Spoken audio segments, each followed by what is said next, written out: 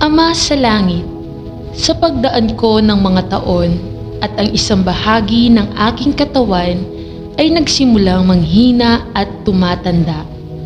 Dumudulog ako sa iyo upang humingi ng lakas habang nilalabanan ko ang sakit ng arthritis sa aking buhay at katawan. Salamat sa pagpapanatiling bata sa akin at pagsuporta sa akin sa aking kabalintuonan sa gitnang mga taon ng mga kaibigan at pamilya, trabaho at iba pang mga problema ay naglagay sa akin sa pagtakas.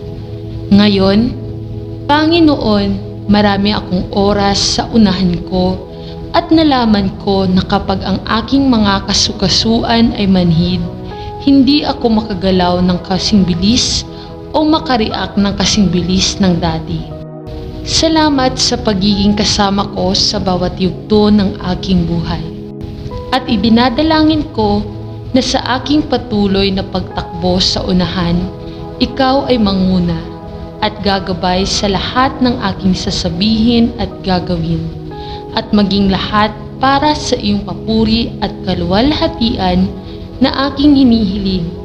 Sa pangalan ni Jesus, Amen. Ama sa langit, maraming mga halimbawa ng mga lalaki at babae sa Biblia na nagtiwala sa iyo sa gitna ng kanilang mga pasakit at kahirapan. At palagi kang nandiyan upang tulungan sila sa kanilang mga pagsubok at akayin sila sa tagumpay. Kapag naiisip ko ang mga pakikibaka ng kaibigan ko sa pamamanhid ng kanyang mga paa at kasukasuan, naisip ko si Joseph na nagtiis ng napakaraming kawalang katarungan noong panahon niya sa Ehipto kay David, na agresibong tinugis ng kanyang mga kaaway, at kay Daniel na itinapon sa mga leon para sa pagpapanatili ng kanyang pananampalataya sa iyo. Bagamat hindi hinarap ng kaibigan ko ang hirap na dinanas ng mga lalaking ito, ang sakit na pinagdaanan nila ay nagpahirap sa kanila na makayanan at nakakapagod na pisikal.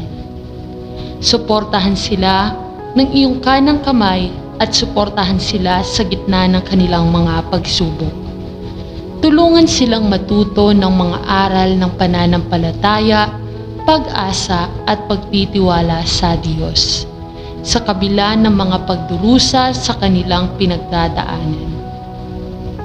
At tulungan silang huwag kalimutan na ang Diyos ay nangako na laging kasama nila hanggang sa katapusan ng panahon.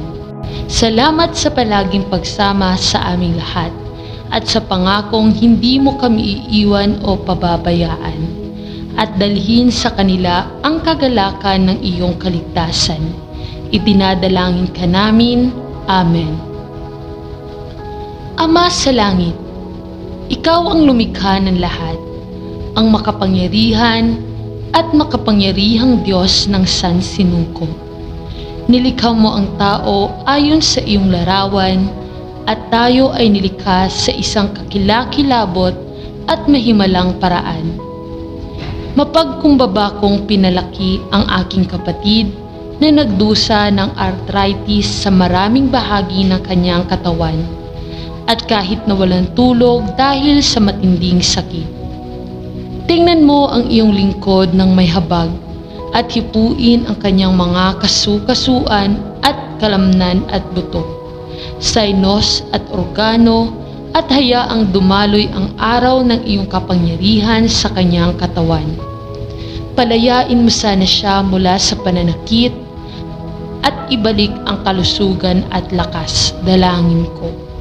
Salamat sa pagiging isang Diyos na nakikinig at sumasagot sa mga panalangin, at hindi namin nakakalimutang ibigay sa iyo ang lahat ng papuri at kaluwalhatian dahil ikaw lamang ang karapat-dapat.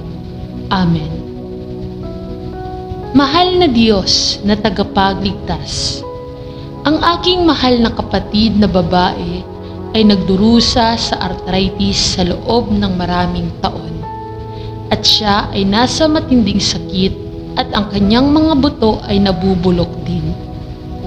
Diyos, siya ay isang magandang babae na walang reklamo tungkol sa kanyang humihinang kalusugan at mahirap pagmasdan siyang humina sa paglipas ng mga taon.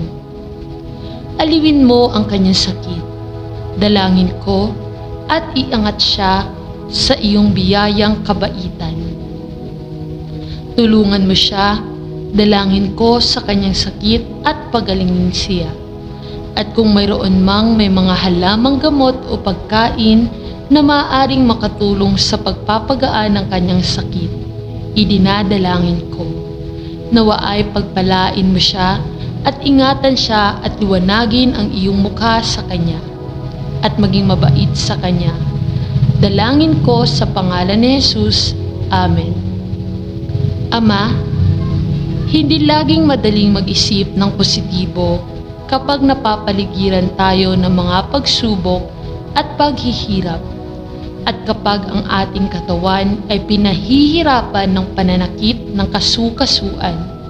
Ngunit nagtitiwala ako sa iyong walang pagkulang na pag-ibig at biyaya, at hinihiling na makasama ka ngayon at tulungan akong laging magalak sa iyo.